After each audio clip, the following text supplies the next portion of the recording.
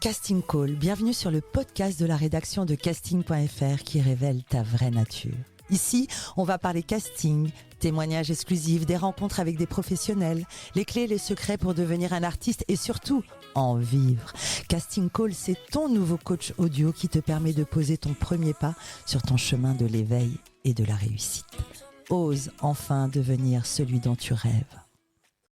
Bonjour et bienvenue sur Casting Call, le podcast de la rédaction de casting.fr. Je suis Soledad Franco et aujourd'hui j'ai le plaisir de recevoir un virtuose, un musicien hors pair et star des réseaux sociaux qui réunit plus de 2,7 millions d'abonnés sur Instagram et 3,3 sur TikTok. Son truc à lui, c'est le piano et son terrain de jeu, les gares, les centres commerciaux, où l'on trouve des pianos en libre service. Je joue du piano partout parce que la musique classique est pour tout le monde. Peut-on lire sur sa bio TikTok en anglais, bien que mon invité soit français. Pourtant, son talent voyage dans le monde entier. La musique est internationale et nous touche tous. Elle émeut et fédère, comme il le fait lorsqu'il réunit dans des lieux publics des artistes et des passants qui assistent gratuitement à un concert de musique classique avec ce pianiste multi-récompensé et diplômé du Conservatoire national supérieur de musique et de danse de Paris. Mais comment ce French piano guy a-t-il réussi à faire de son talent une force au service de son art ? Est-ce un talent ou un don ? Quelle est la réalité du métier de pianiste ? Peut-on commencer sur le tard ? Le jeune homme que j'ai en face de moi va vous prouver que oui, peu importe le domaine artistique dans lequel vous vous lancez, il n'y a pas d'âge pour se lancer. Votre coach audio aujourd'hui, c'est le pianiste Aurélien Froissart. Aurélien, bonjour. Bonjour Soledad, merci pour l'invitation. Je suis ravie de te recevoir. La devise de ce podcast est « Ose devenir celui dont tu rêves ». Qu'en est-il pour toi en cette année 2024 ? C'est une très belle devise. Et en 2024, comme toutes les années précédentes, c'est ce que je vise aussi dans ma vie tous les jours. T'as grandi où ? J'ai grandi à Paris. Parisien alors ? Dans 100%. le 18e arrondissement. Ok. Ouais, donc 100% parisien. Après, je suis moitié italien par ma mère. Mais donc, né et grandi à Paris. C'était une belle enfance dans les rues montmartroises. Trop sympa. Dans Montmartre, tu habitais ? Ouais, juste au pied de Montmartre. Ouais. Génial. Ouais. Frères et sœurs ? J'ai un frère, un petit frère, qui est lui aussi musicien. Et lui, il fait de la clarinette. Donc, vous l'avez peut-être vu sur mes vidéos aussi, comme invité surprise. De temps en temps, il fait une apparition. Tes parents étaient artistes ? Non, alors ma mère, elle est professeure, mais d'histoire de l'art. Donc, elle connaît bien toute l'histoire de l'art, de la peinture, de la sculpture, tout ça. Mon père est ingénieur, donc c'est des parents qui nous ont vraiment bien éduqués sur tout ce qui est artistique et culturel avec mon frère, mais pas tant que ça sur la musique. C'est ça qui est marrant, c'est que du coup la musique c'est vraiment un truc qui est venu de moi en fait. Plus tard, un environnement extrêmement riche culturellement, les arts, mais aucune initiation à la musique. Ouais, c'est ça. Je pense que j'ai un petit peu inconsciemment choisi le terrain qui n'était pas déjà pris par mes parents. En tout cas, une enfance bienveillante, avec des parents bienveillants, une vie à Paris, à Montmartre, c'est juste magnifique. Quels souvenirs tu gardes de ton enfance à Montmartre ? C'est des très beaux souvenirs. Hein. Je me rappelle même justement quand j'ai commencé le piano et mon frère a commencé la clarinette, on n'était pas enfants, mais j'avais 12-13 ans. Et mon frère plus jeune, on allait jouer au début un peu dans la rue justement pour la fête de la musique quand il faisait beau comme ça dans les rues de Montmartre. Moi j'avais un petit piano où tu peux souffler là, je sais plus comment ça s'appelle, donc avec un petit clavier, et mon frère à la clarinette, et puis on se faisait nos premiers argent de poche comme ça en jouant sur la place du Tertre. Sur la place du Tertre. Est-ce que tu as connu la place du Tertre quand c'était envahi de peintres et qu'il n'y avait pas de resto ? Ouais. Encore maintenant, quand même, il y en a quand même beaucoup des peintres. Mais c'est vrai qu'il y a de plus en plus de restos. Ouais. Et alors, quand tu étais petit, tu rêvais de quoi ? Du coup, avant de vraiment commencer avant de commencer la musique, j'étais pas du tout dans la musique. J'étais vraiment baigné plutôt dans les livres, en fait. Donc, je me voyais écrivain, je me rappelle, Mhm. quand j'étais vraiment, Tu lisais vraiment beaucoup? jeune. Ouais, je lisais beaucoup. Écrivain, après aussi aventurier, je me rappelle. J'écrivais ça dans les fiches que les professeurs te donnent à la rentrée des classes, où il faut écrire ton métier. Moi, j'écrivais aventurier, chercheur de pierres précieuses aussi, Oh, j'adore. écrivain. Une imagination Ouais, débordante. Mais ça, c'est tous les livres que tes parents te faisaient c'est lire. ça. Et je lisais à fond Arsène Lupin. Je ne sais pas si tu vois. Ah, bah oui. Euh, Qui ne connaît pas Arsène et Lupin? en fait, ce qui est marrant, c'est que du coup, j'étais tellement passionné par Arsène Lupin que j'ai écrit pendant plusieurs années à la rentrée, j'écrivais comme métier cambrioleur, comme métier de rêve. C'était pas forcément bien compris par les profs, du coup. À l'adolescence, tu commences à t'intéresser au piano. Ouais, L'adolescence, c'est tard. ouais, c'est assez tard. Comment tu découvres cet instrument? Et bah du coup, c'est à travers un film que j'ai vu avec mes parents. Un jour, ils nous ont montré le film The Blues Brothers, Yes. un film américain des années 80, je crois, Ouais. avec plein de rebondissements, très divertissant comme film, mais avec une vraie dimension artistique aussi. Et là, t'as quel âge? Et là, j'ai 12 ans, du coup, Ok. et donc je vois ce film, et dans ce film, il y a plein d'artistes célèbres de jazz, de blues, etc., qui font des apparitions successives, et notamment une scène avec le pianiste Ray Charles, qui m'a un peu marqué à vie. Parce qu'après avoir vu cette scène, je me suis dit, bah, il faut que je devienne Ray Charles. En fait, Tu c'était me l'as mon décrit? obsession. Décris-moi cette scène.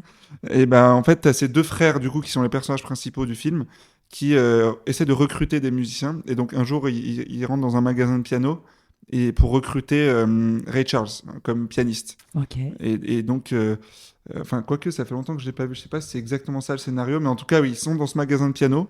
Et il y a Ray Charles qui arrive, qui essaye les pianos du magasin. Et il se met à jouer un truc. Et en fait, ça commence à prendre de plus en plus d'ampleur. Tout le monde commence à danser autour dans le magasin et dans la rue devant.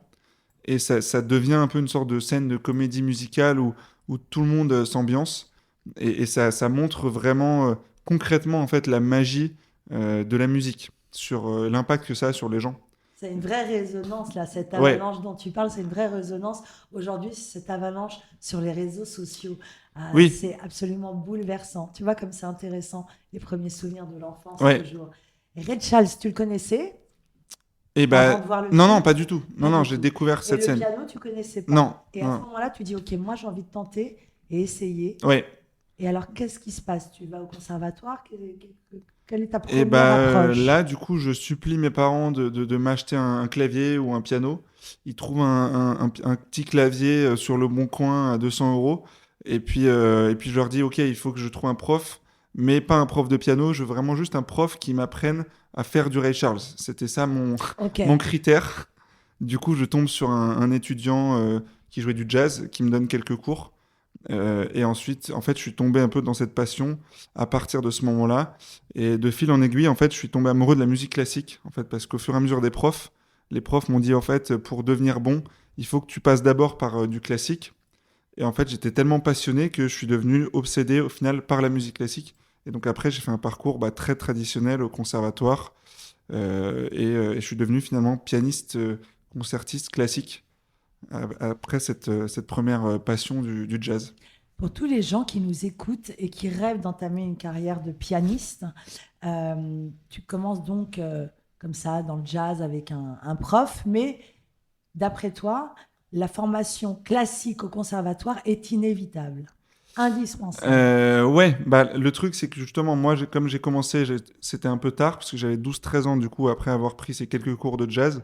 Au conservatoire, ils m'ont refusé. Et ils m'ont dit, bah, tu peux pas rentrer dans une classe à cet âge-là en étant débutant. Parce que justement, dans le classique, c'est très strict. Et il y avait une correspondance d'âge et de niveau, où en fait, à 13 ans, tu étais censé déjà savoir jouer du grand répertoire de classique. Est-ce que tu peux nous parler de ces étapes? Je crois que c'est d'abord le solfège pendant 2 3 ans, Ouais, c'est ça?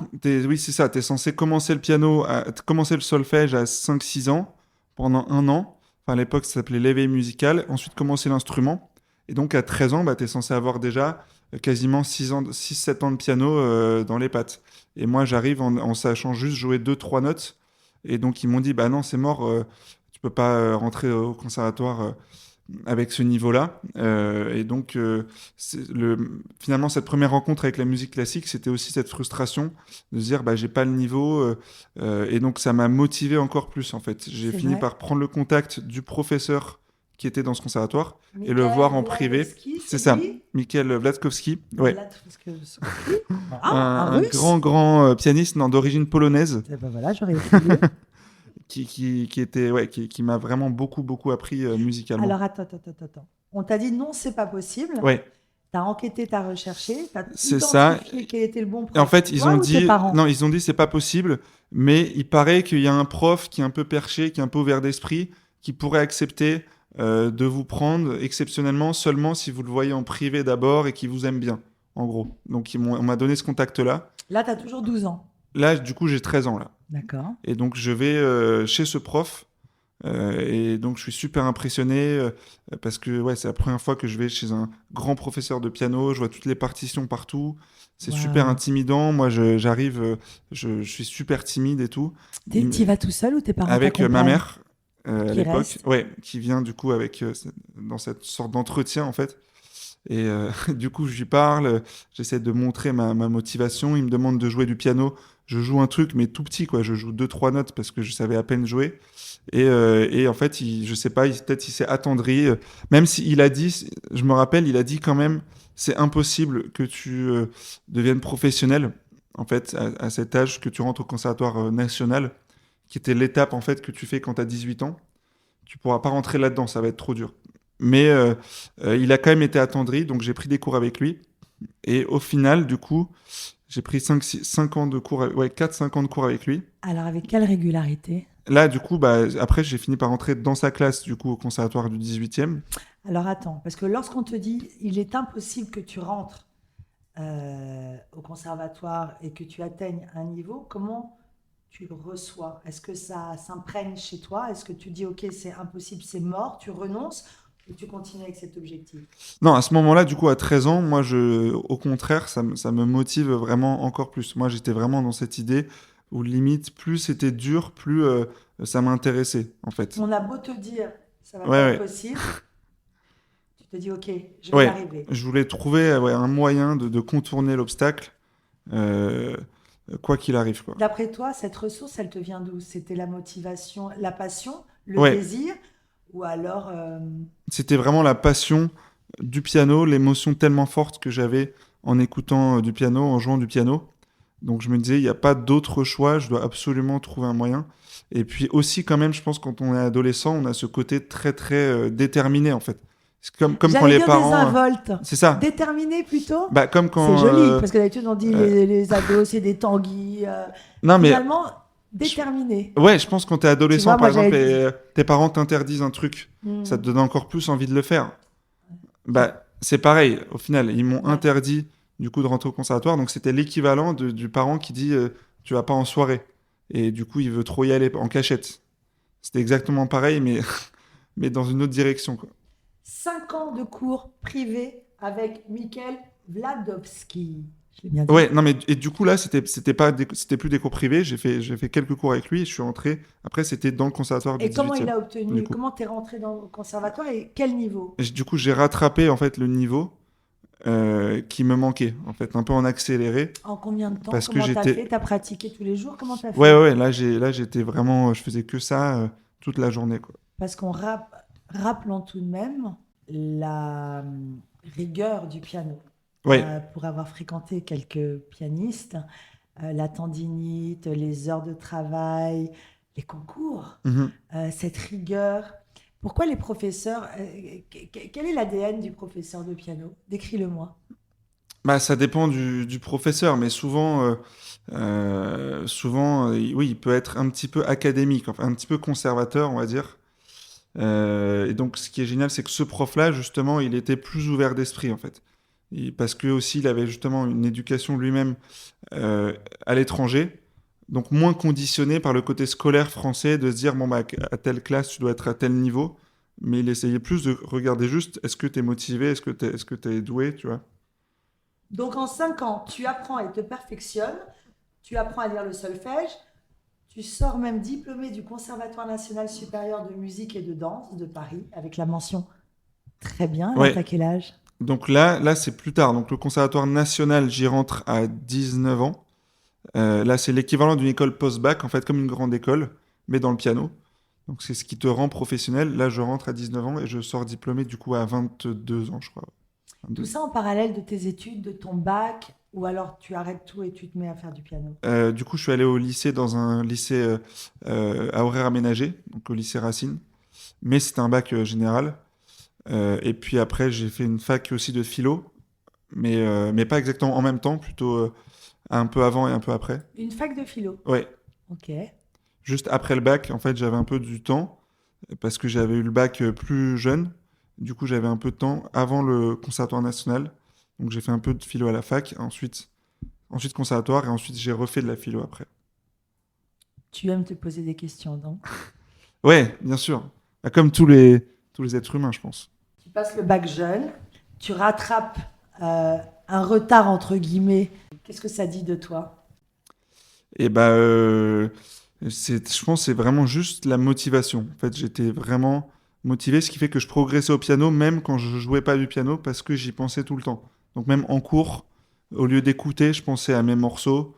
Je pense que c'est comme ça vraiment qu'on peut s'améliorer, en accélérer dans un domaine. C'est vraiment quand on y est avec du focus mental et pas juste des heures de pratique bêtes et méchantes, quoi. Alors ce focus mental dont tu parles, Ouais. qui accompagne ta formation, tes heures de travail, est-ce que tu pourrais me le décrire? J'imagine que tu as renoncé à une vie d'adolescent, c'est-à-dire sortir le Ouais. soir, boire des coups avec les copains, faire les 400 coups. Ouais. Ton focus mental, pour les gens qui nous écoutent, comment optimiser son focus mental? Alors, ouais, c'est une bonne question, mais en fait, moi, c'était pas vraiment un choix, c'est-à-dire que c'était vraiment par passion, en fait. Même, j'avais pas envie de sortir avec mes potes, mais aujourd'hui, je suis un peu une autre personne, en fait. Mais quand j'étais ado, j'étais ultra introverti, donc j'avais Ah, même tu pas, étais ouais, introverti. ouais, j'avais même pas l'impression de faire vraiment un sacrifice. C'était plus limite mes parents qui me disaient non, mais Aurélien, essaye de sympathiser avec les gens dans ta classe. C'est pas normal de rester enfermé tout seul au piano tous les jours. Et moi, je leur disais non, non, mais ça m'intéresse pas. Jusqu'au jour où. Voilà, jusqu'au Ça me jour où rappelle j'ai ma mère, il évolué. faut faire attention parce qu'on vous pousse et après vous ouvrez la C'est porte ça, et ouais. ça part en cacahuète. C'est exactement ça. Message pour les parents. Ouais. Après, je suis allé dans l'autre extrême. Calmez, si vos enfants restent tranquilles, ne les poussez pas. Donc, ces années d'études t'ont permis de voyager. Londres, Royal Academy of Music, jouer des récitals en Norvège, en Grèce, Mhm. en Allemagne. À ce moment-là, tu es toujours étudiant ou tu te professionnalises? Là, je suis étudiant, du coup, toujours en piano, mais en fait, dans les études de piano, il y a une période comme ça où, en fait, tu es étudiant, mais tu te perfectionnes. Et donc, tu es en même temps professionnel, en fait. C'est les deux à la fois. J'ai lu quelque part que tu as sauté ta classe de CE1. Ouais. Mhm. Tu me parles de rigueur, tu me parles de passion de travail, que tu es introverti. Est-ce qu'il n'y aurait pas une once de haut potentiel ou quelque chose comme ça, d'après toi, où c'est accessible à tout le monde? Ah, je sais pas du tout. J'ai pas fait de D'analyse. diagnostic. En tout cas, personne n'a jamais posé aucun mot sur toi. On n'a pas dit il est particulièrement surdoué ou... Bah, je sais pas. J'essaye de. Je pense. Ouais, mes parents en fait étaient aussi contre ce truc un peu d'étiquette, etc. Donc finalement, je les comprends, mais eux-mêmes, quand il y avait des gens qui disaient ça, je pense que eux, ils essayaient de garder plus les pieds sur terre, et je pense que c'est mieux. Ouais. J'essaye de pas trop faire d'introspection C'est sur ça. très intéressant ce que tu dis, parce que ça veut dire que ta détermination, elle est claire, tu aimes le piano, tu as envie d'y aller, peu importe ce qu'on te dit, Ouais, si c'est trop tard ou pas trop tard, peu importe les étiquettes. Révéler sa vraie nature, sa singularité, sa passion, ouais. c'est l'ADN de ce podcast. Alors merci, et je célèbre cette particularité. Tu ressors avec le bac et un diplôme prestigieux de piano, mais tu lâches tout. Ouais. Qu'est-ce que c'est que ça? Justement, ça, c'est le chapitre d'après, où je suis allé dans l'autre extrême, justement, dont on parlait tout à l'heure, où je suis passé de super introverti à l'inverse. Mais Donc qu'est-ce j'ai qui s'est fait passé? que sortir en soirée tout le temps. T'as rencontré l'amour. Euh, Non, pas Elle pose spécialement, des mais questions indiscrètes. j'ai rencontré beaucoup de gens, ouais. beaucoup de gens Mais différents. comment on raconte? En fait, je pense que j'ai une personnalité un peu extrême comme ça. Et donc, je me suis dit, j'ai exploré une dimension de la vie, en fait. Rigoureuse. Voilà. Et je veux aller explorer l'autre dimension. Donc, je me suis dit, je vais m'ouvrir au monde. Qu'est-ce qui se passe, en fait? Qui sont ces autres êtres humains autour de moi?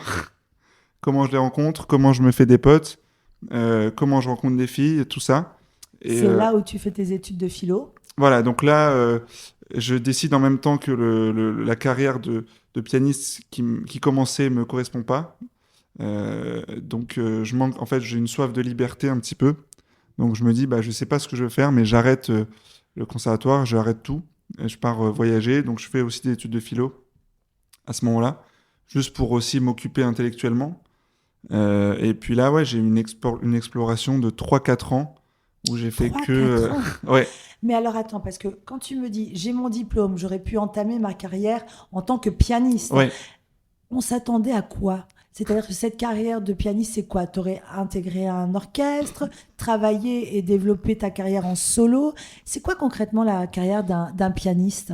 C'est ça justement qui m'a déçu, c'est qu'en fait, quand j'ai commencé à la vivre, je me suis rendu compte que c'était pas du tout la vie d'aventure que je voulais, en fait. Pour revenir au film de The Blues Brothers, où ce qui m'avait plu finalement dans cette aventure musicale, c'était aussi le côté comme ça spontané, aventureux, audacieux. En fait, dans la carrière de pianiste classique, au contraire, c'est très très scolaire et monotone. En fait, tu passes tous les jours, toute ta journée enfermé dans ton studio de piano. De temps en temps, tu fais un concert. Et puis, 10 ans plus tard, voilà, tu cherches un poste de professeur quelque part. Et tu deviens, et tu fais ça pendant 40 ans. Donc, Mais il n'y a pas une autre option, intégrer un groupe de musique ou créer sa propre dans le musique? piano, c'est plutôt soliste. Il n'y a pas de piano, par exemple, dans les orchestres. Donc ouais, même si tu fais des concerts, c'est très routinier quand même comme vie. Et moi, justement, vu que j'étais à ce moment-là en train de m'ouvrir au monde, de découvrir le voyage, découvrir les soirées, je me disais non, mais j'ai pas envie de cette vie de moine en fait. Et pendant 3 4 ans, tu touches pas le piano? Si, quand même, quand je reviens à Paris, parce que je voyage beaucoup, quand je reviens à Paris, quand même, je joue un petit peu. Mais clairement, ouais, j'ai vraiment perdu beaucoup de niveaux et très très peu joué. Ouais. Et pendant le Covid, tu pars même 1 an en Thaïlande. Ouais. Qu'est-ce que tu fais en Thaïlande? Alors ouais, en Thaïlande, c'était pas un an, c'était plutôt 4 mois, 4-5 mois. Ok, Mais c'était une très belle expérience. Ouais. Je suis parti faire de la boxe thaï ok. en Thaïlande. Ce C'est la garçon est patrie. multipotentiel, je vous le dis, ce garçon est multipotentiel. Ok, Non, la alors boxe boxe thaï. thaï, oui, c'était pas non plus une très grande réussite. Je reste un débutant, mais c'était une passion nouvelle. Donc je suis parti vivre dans un camp de boxe thaï avec des coachs thaïlandais qui te gueulent dessus en thaïlandais.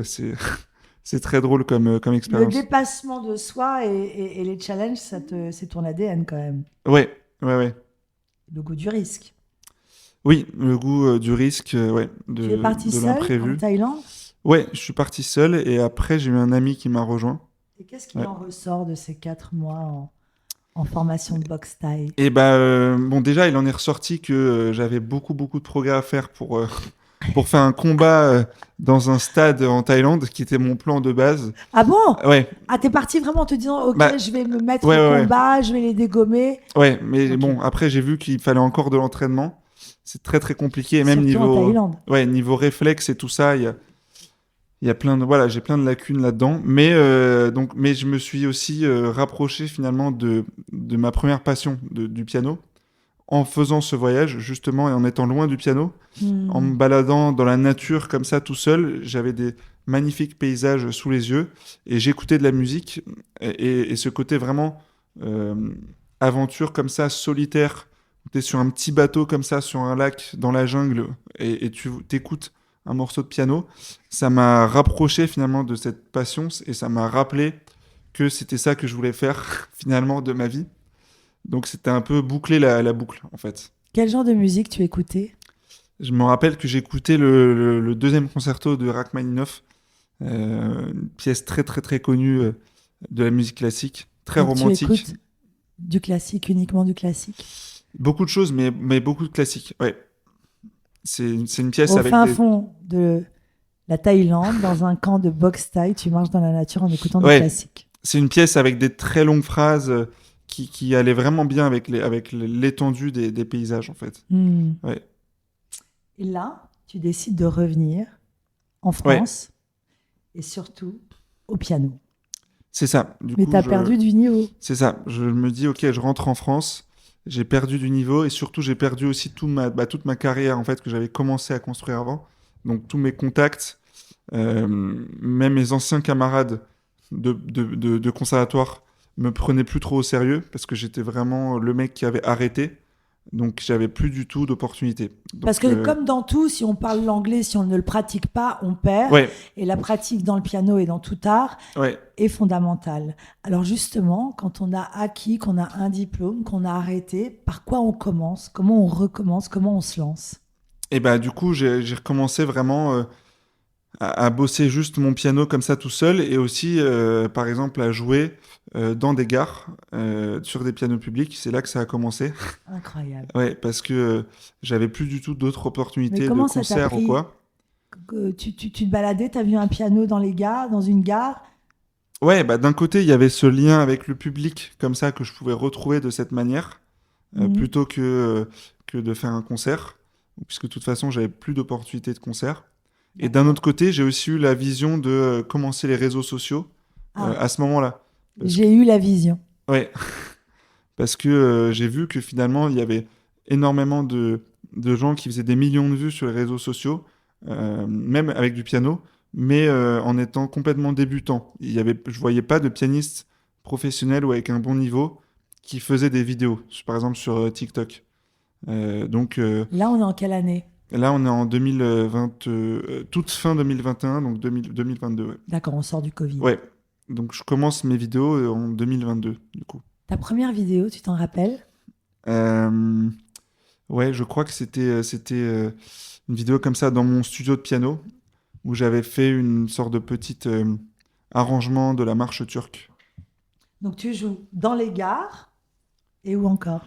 Dans les gares et dans mon studio de piano, du coup, de répétition. Et après, il y a eu aussi au début, c'était que les gares. Après, il y a eu aussi les restaurants où il y a un piano. Toujours pour surprendre comme ça les gens autour. Et même les monoprix. Il y a des pianos dans les monoprix aussi. Et donc là, tu te filmes Ouais, et tu balances sur les réseaux sociaux. ouais. Et raconte-nous, qu'est-ce qui s'est passé? Comment ça a pris? Et ben là, je me rends compte qu'en fait, les vidéos qui sont filmées dans les gares font beaucoup plus de vues que les vidéos très soignées filmées dans mon studio de piano. Donc je me dis finalement, c'est parce que les gens, ils veulent pas forcément la meilleure qualité d'audio, de vidéo. Ils veulent plus connecter avec l'authenticité du moment et surtout, par exemple, voir les réactions des passants qui s'arrêtent quand je joue. Bah, finalement, c'est contagieux. Donc même le public qui voit ça à travers son téléphone, en fait, ressent par mimétisme la même émotion que les personnes dans la gare qui s'arrêtent. Donc c'est pour ça que c'est super important de filmer les réactions des gens. Et donc petit à petit, bah, j'optimise comme ça un format. Euh, Au début, je suis juste très, très spontané. Je pose mon téléphone, je joue 2 3 heures et je pose des petits bouts. Après, je me rends compte qu'en fait, bah, certains morceaux marchent mieux que d'autres. Et après, j'améliore le montage, j'augmente le nombre de caméras. Et à un moment, je me rends compte qu'en fait, quand il y a un duo avec quelqu'un d'autre qui arrive et qui se rajoute, ça marche encore beaucoup mieux. Et donc aujourd'hui, je suis arrivé à ce format où en fait, tout est très très calculé en avance, mais c'est né organiquement de quelque chose de spontané, quoi. Et alors, tu filmes ça seul ou tu crées une équipe autour de toi? Bah, au début, donc seul, et puis de temps en temps, un ami qui est là, qui me filme. Et puis maintenant, j'ai une petite équipe ouais, avec des gens deux, trois caméramans, des monteurs. Donc aujourd'hui, c'est devenu plus ambitieux. Ouais. Donc après ton voyage, tu reviens à Paris. Ouais. Tu te dis, OK, je vais me lancer sur les réseaux sociaux avec une intention, j'imagine, de te faire connaître ou Ouais. une autre intention? Si, c'est ça, de me faire connaître et Te aussi faire de, connaître. conquérir un nouveau public parce que je me rends compte qu'en fait, dans le milieu traditionnel de la musique classique dont moi je venais, le public est très vieillissant. Donc en fait, c'est un microcosme complètement déconnecté du monde. Dans les salles de concert, il n'y a plus personne. Et parallèlement, sur Internet, il y a un public énorme, mais il n'y a pas de lien entre les deux. Donc je me dis, en fait, la musique classique, je sais que c'est des émotions qui sont universelles et qui peuvent plaire à beaucoup de gens, mais ces gens ne le savent même pas, en fait, parce que personne leur a donné l'opportunité de découvrir ces morceaux. Donc je me suis dit, je vais faire ce rôle de passeur un petit peu, d'aller chercher ce truc qui est super niché et fermé, académique, et d'aller le montrer au grand public. Puisqu'on est sur Casting Call, on va parler casting. Tu commences à passer des castings. Et j'ai même lu que tu as joué dans un film d'auteur aux États-Unis. Ouais. Qu'est-ce que c'est que cette anecdote encore? Non, j'ai pas passé de casting en fait. On est venu te chercher. Ouais. Grâce aux réseaux sociaux. C'est ça. Ouais. Du coup, la force des réseaux sociaux.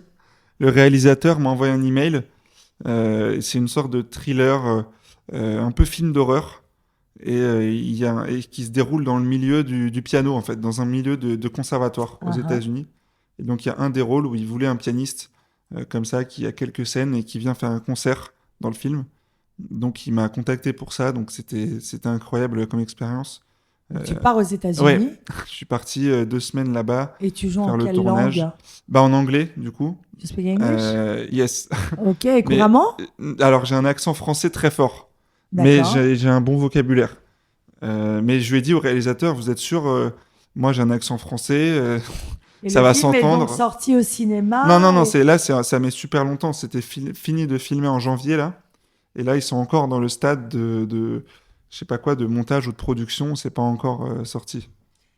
Et alors, cette expérience cinéma, ça t'a donné envie de te lancer un peu dans le jeu? L'expérience était très cool, mais je pense pas être un bon acteur. Je sais pas. Ça, c'est.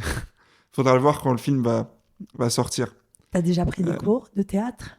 Quand j'étais petit, pour le coup, justement, avant de commencer le piano et tout, j'avais des cours de théâtre à l'école. Ouais, j'aimais bien ça. C'est un milieu qui t'intéresse? Tu aimerais devenir peut-être comédien ou on reste... Moi, j'aime bien, mais c'est juste que vraiment, je pense pas être bon, en fait. Dans la vie de tous les jours, par exemple, j'ai eu beaucoup de mal à mentir. Donc, je sais pas si tu peux être bon comédien quand tu sais pas mentir.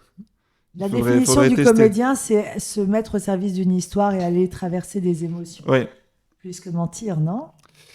Ouais, mais c'est dur, je trouve, d'inventer une émotion et de la montrer sur ton visage. J'ai beaucoup de mal avec ça. En tout cas, j'entends que ton désir, c'est de démocratiser la musique classique et de faire connaître au plus grand nombre la musique classique. De nous faire sortir un peu des Jules, etc. Attention, on aime Jules, mais c'est vrai que les enfants de 8-9 ans sont plus axés à des Yann, clic clic pan pan pan. Peut-être que est-ce à nous les parents, en tout cas, tu t'es donné comme mission d'éveiller et de démocratiser le classique. Ouais, je pense que oui, les parents, ils doivent jamais forcer le truc de toute façon. Parce que dans la musique classique, il y a un peu cet abus dans l'autre sens où les parents musiciens vont forcer leurs enfants à faire de la musique aussi. Je pense qu'il faut plutôt éveiller, en fait, en amenant à des concerts un peu interactifs, faire découvrir, quoi.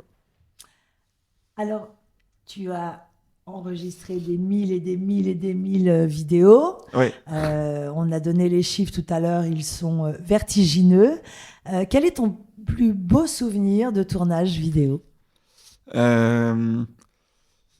Il y avait un moment où c'était à Londres, où j'étais. Pour le coup, c'était parce que souvent mes vidéos, du coup, maintenant sont très scriptées. Et là, c'était un moment vraiment pas prévu, où il y avait un enfant qui était en train de jouer. Et en fait, on a eu un moment de partage ensemble où j'ai repris un peu ce que lui jouait, qui était le morceau de Mozart, la marche turque. Et je lui ai enseigné, en fait, sur le moment, une version jazz du morceau, qui est écrite par Fazil Say. Et du coup, on a eu ce moment de transmission comme ça, très très pur.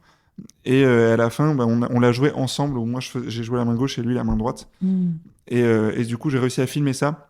Donc c'était une des plus belles vidéos. Ça ne m'étonne pas que tu parles d'enfant parce qu'on sent que la transmission, elle existe, c'est fort chez toi, comme vertu, comme ambition. Ouais.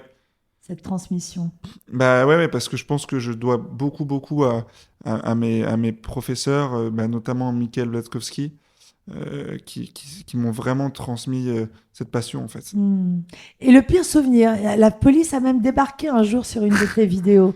Qu'est-ce qui Ouais, s'est passé? non mais ça arrive super souvent en fait, c'est même Ah, pas quoi, t'as qu'une pas le fois. droit? Qu'est-ce qui se C'est passe? quasiment à chaque fois. On n'a pas le droit de filmer, Et bah peut-être? non, non, si tu peux filmer, mais ce qui est bizarre, c'est que enfin tu peux faire du piano aussi. Ce qui est interdit, c'est de ramener un deuxième instrument.